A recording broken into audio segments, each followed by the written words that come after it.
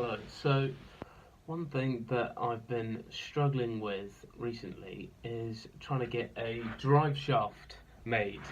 Um, and the reason this is because, well, understandably, is because the setup costs for CNCing something have to be taken into account. So when you're only ordering one part, that it always ends up with sort of a minimum price on it. And at the moment, this is sort of looking at 200 quid for one drive shaft. It's like 8 mil. That's even a bit big, but it's about that long anyway. Shorter than that. Shorter than that. It's. I'm very reluctant to spend the money on it because I know full well that I could make one so easy for. Well, I could buy the bar for like 3 quid and then just machine it up and it'd be done. So yeah, I've been looking around to try and find someone maybe that would do it.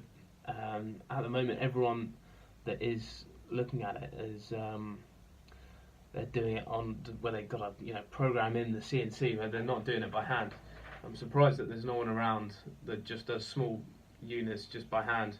It's very, very, very simple, but so it's like 200 quid for one, and then the cost comes down to like 13 quid when you buy per part when you buy like 20, which is completely understandable, but very frustrating from that point. I just can't bring myself to spend 200 quid on one cheap shaft.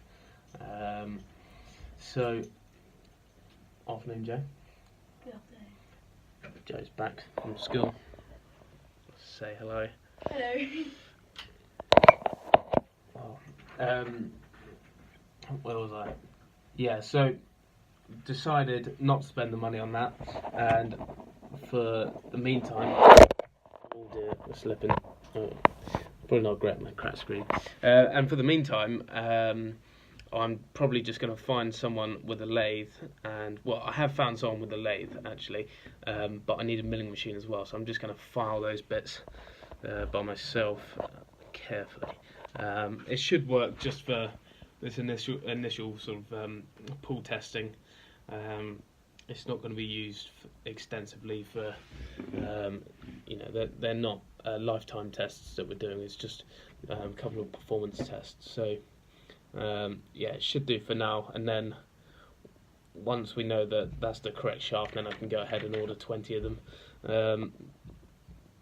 And that's that really. So what's the a moral of the story is, if you're trying to prototype little CNC stuff and things like that, it becomes very expensive if you're doing one-offs, if you don't have access to a workshop where you can make it yourself. So I don't really know how else to get around that. That's pretty much it. Yeah, that's just been annoying me and taking up far too much time at the moment. So anyway, we're moving on from that. But yeah, that's that for today. I need to buy. Do you know what I need to do? I need to get one of those phone mounts or something, a camera mount, because this is just really not that practical. But yeah, done for now.